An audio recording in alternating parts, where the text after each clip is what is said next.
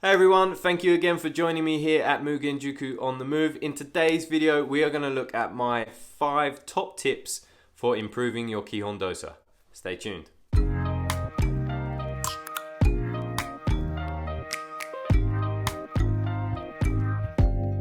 Open up, you OPN, bitch you won't BBM, we should be closer than friends. My top 5 tips for improving your Kihon Dosa. Let's get straight into it with tip number 1, pinky fingers. So this tip comes to us from Edward Sensei, who is in charge of Mugenjuku LA and also one of the founding instructors of Mugenjuku SanDiego. So what do we mean by pinky fingers? When we're doing our Kihon Dosa movement, think about your pinky fingers. Don't think about anything else. Think about leading with your pinky. Let's take this from Migi Hamni Kamai and we're going to do Taina Henkuichi. Now as I do my movement, all I'm going to think about is extending through my little finger or my pinky finger. So from here, as we move through the motion, Taina Henkuichi, my image is like I'm extending up through my little finger. And what this does is it not only keeps your elbows from turning out, okay, it keeps your elbows down and in line with your hips, but it also engages all the under part of your arm and you feel a really good connection with your arm, your lats, the side of your body.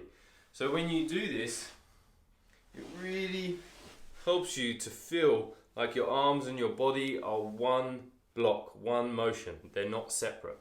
Or for example, Hiriki no Yoseichi. Again, think about extending through the pinky finger as we make the shape. Okay, so here as we extend forward, okay, it keeps our elbows from going out too far, and again it engages all the under part of our body instead of the top part. So it's also going to help you to keep your shoulders down. So that's tip number 1, pinky power. Tip number 2. So this is something that comes from my training and for constantly being told to do it, and that's keep your head up. I have a tendency to always drop my head. You may have heard your sensei correcting you with this, or maybe someone else in your dojo. It's a kind of a common trait when we're thinking about something or thinking about doing something, we tend to drop our head. We want to see what our body's doing, but we know what our body's doing. We can feel what our body's doing. So we need to keep our head up to ensure our posture is correct, our chest is forward, our shoulders are down, and our balance is properly balanced. Our head weighs a lot, and if we drop our head forward, it automatically shifts our weight forward. So it's going to change your center of balance and make it ineffective, especially if you get pushed from behind, because already we're going forward. So the way I get around this is when I'm doing my Kihon Dosa, I first check my posture to make sure that my head is actually on top of my shoulders and not stooped forward. So I correct my posture, and the way I do that is imagine being pulled up, like someone's got a piece of string on the top of my head and they're pulling me up. Okay, we can also do this motion with our shoulders to bring our shoulders back and then slightly tuck the chin. Okay, so now I feel straight and I feel in line. From this point, I then look up. Now you might say that this is now tipping my head back. I'm not going to an extreme of tipping it this way, but when I'm here, I'm straight, I look up just a little bit. The reason being is because I tend to over-exaggerate my movements a little bit. Normally, what we feel is not quite what is actually happening. The same as the way you hear your voice is not actually how other people hear your voice. So I tend to over-exaggerate my movements a little bit just to ensure that I'm going in the right direction. Again, from Migi Hamni Kamai, I've adjusted my posture. I feel like I'm straight. Okay, I've extended up through the top of my head. I've brought my elbows back in line with my shoulders. I've dropped my arms down. I've come up into Kamai. I feel like I'm in a good posture. Now I'm looking dead ahead. I'm going to raise my eyesight or my eye line just slightly, as though I was looking over my opponent's head. Now from here, I keep that eye line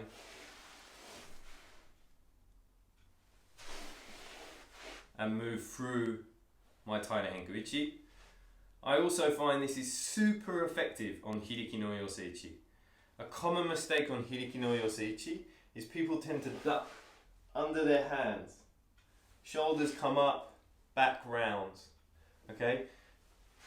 By keeping our head up, we have to lift our hands above our head, otherwise we're going to block our view. So this is a really good tip for Hiriki no Yoseichi. So here we make nice posture, we look up slightly and we keep that eye line. So that's tip number 2, head up. Tip number 3, don't forget the outside hip or the back hip. This tip comes to me from Fryberger Sensei, who runs the dojo Aikido Ventura in LA. He once told me this whilst I was there visiting. A really, really interesting point and a really good point, a good tip for keeping your hips square in your movement. Let's take a look. So what's actually meant by back hip or trailing hip? So it's the outside hip. So it's the hip of the leg that's coming behind the movement. So for example, in Taina Henkuichi, our current back leg is our left leg if I'm in Migi Hamni Kamae. Okay, and my left hip is my outside hip because this is the smallest movement we're making here. So if you imagine the circumference of a circle, this is the center, the pivot, and this is the outside of the circle. So it's the outside hip. So as we move through Taina Henkuichi, now we transfer. This becomes the pivot and our right hip now becomes the outside hip and the one we need to focus on. We need to make sure that this hip is nice and square. This is also easy to understand in Hiriki no Yoseichi, for example. So in Hiriki no Yoseichi, as we slide forward with the front foot, if we don't concentrate on this exterior or back hip, it's forgotten, and then now our hips are not square. So as we go into this motion, we put our focus into this hip to make sure that our hip finishes square in the movement. Shumatsu Dosa Ichi, again, we lead with the front foot, we put our focus into the outside hip, making it square, and as we transfer through onto our left foot, we put our focus into our right hip to ensure that that stays square. So tip number 3, pay attention to your exterior or your trailing hip. Tip number 4. Tip number 4 comes from a friend of mine. He's an osteopath here in the UK and a long time friend of mine. We've done kendo together for many, many, many years, and he's also fixed me on many occasions. His understanding of the body is incredible, but he also comes from a martial art background, not just kendo. He also used to do Shurinji Kempo. So his understanding of posture is far greater than mine, and it's always interesting to hear what he's got to say. The last point that he gave me was to have an image of a stack of balls in our body. Okay, please don't take this the wrong way. So if we imagine the sweet, the Japanese sweet, dango. I'm going to cut to a clip now. So that is dango. It's a mochi sweet and it comes on a stick and it's like lots of little balls. It's really cool. It's really nice. This is a really good image actually to have for our posture. But for me, this worked well for Aikido because the stick is our center line and the dango are the balls. Now, just like dango, the balls that we have to imagine can move. They can stretch in all different directions and expand just like the sweet. If we just stand still out of kamae, if we just stand with our feet kind of hip apart and we imagine standing straight, so like we've got a stick that's going through the top of our head and out through the center of our body into the ground, okay, and we would swivel on that stick. Okay, now imagine our body is made up of balls stacked on top of each other. These balls are constantly moving, they're constantly expanding or extending up or stretching, getting bigger, getting smaller, just like our body. Our body is never still, our body is always moving. If we just stand and imagine this and picture it in your mind, one, it will help with your posture of your head because if you can imagine that your head is one ball, if it's slightly forward, the balls are no longer in line. So we have to pull our head up and back so that now we're in one line. So how can this help in Aikido? Or how can it help in our Kihon Dosa? Well, one thing, posture is incredibly important in our Kihon Dosa. But this I also found really helped me. So for example, in Taina Henkuichi, when I'm here, sometimes if I really try and get low into the posture, and come back on camera, if I get really low into my posture, sometimes it's a real struggle to get my balance, especially if I go super low, because I want to fall forward. And I always remember the difficulty of trying to understand how to get this back foot heavy when Pai Sensei would grab it and force it into the ground. This image of the balls helped. Now, what I'm thinking is, as I'm in this posture, so for example, Taina Henkuichi, my front foot, my back foot and my head are 3 points. They make a triangle. If I imagine just my upper body, or I'm thinking about my hands, my weight comes up, and that makes it difficult to keep your posture, and you feel like you're going to fall over. If I focus just on my front leg because it's starting to hurt because I've been in this posture for so long, again, it's distracting and you can feel weak and not very strong. If you keep this image of the stacked balls and remember that they can stretch, as we move through this motion, the bottom few balls can stretch and fill the gap between our feet. So it's not we're balancing on 2 points, but we're actually stretching our lower foundation so that we have a larger surface area on the ground, making us more stable. I know this might sound a little odd and a little difficult to picture, so I've drawn a diagram to hopefully make it a little clearer. So we're going to cut to that now. So as you can see in this picture, the balls haven't fallen over, but the lower balls have stretched to give us a really solid foundation in our posture. Then as we move back through the motion, the bottom balls would shrink to again fill our kamae posture. If we was to then stand straight, the balls would turn back to their regular size and be on top of each other to create our perfect upright posture. So that's tip number 4. Imagine your posture as balls. I just want to add a point to this, and that's when we're training, don't just think about how your body feels.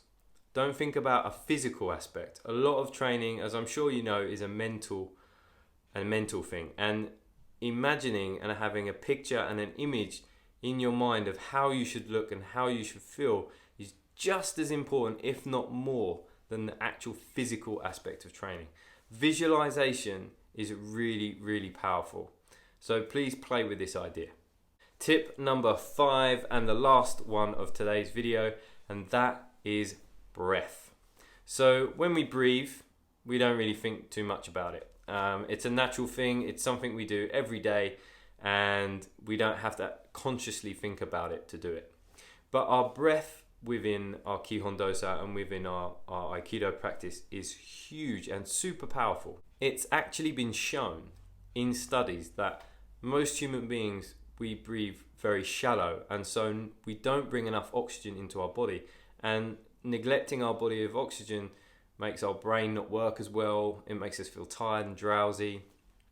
So using your Kihon Dosa as a time to focus on your breathing and pull lots of oxygen in your body will not only give you more energy for your practice, it will feed your body, but it will also allow you to relax into the movement.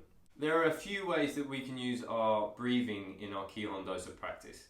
Personally, what I like to do, so if we're going from Migi Hamni Kamae, Hiriki no Yoseichi for example, I like to take a breath in, and as I breathe out, I go into the movement. So breathe in and breathe out. Now I breathe in again and breathe out. So the reason why is because I can get a breath in, and on the out breath, I can sink into my posture. and allow my body to relax into that posture. If you do it the other way round and breathe in as you go in, it kind of creates a tension in your body. And so I feel personally I'm then unbalanced. But of course this is different for everybody. So play around with it. Breathe in as you move and breathe out as you come back. Or maybe breathe in, hold your breath and do the movement, and then breathe out as you sink into it. Or maybe take long breath in and do a few movements, and then breathe out and do a few movements. Just play around and see what works for you, and see how it affects not only your body but your movement and your relaxation into that movement. One final point with regards to breathing, and that's, remember, this is a martial art. If we breathe in like this and we breathe in shallow, not only do we make a facial expression, but our shoulders come up, and it's a tell to our opponent that we're about to do something or planning to do something. Remember, this is Aikido and we want to be heavy. We want our shoulders to be relaxed and down. So when we breathe in through our nose, remember to breathe into your stomach. Make your hara heavy. Breathe in and down. And then when you breathe out, it's your choice. On the Kensei, we're always told, keep your mouth shut, breathe in and out through your nose, and don't show anything on your face. This is good for your general practice in the dojo, but if you're practicing on breathing and timing, breathing out through your mouth allows you to hear your breath and then match it to your movement. So play around with both.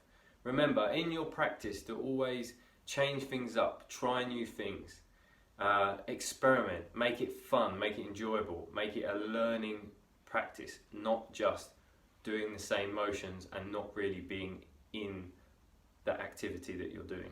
Really try and focus into something in specific, and that will help you to level up.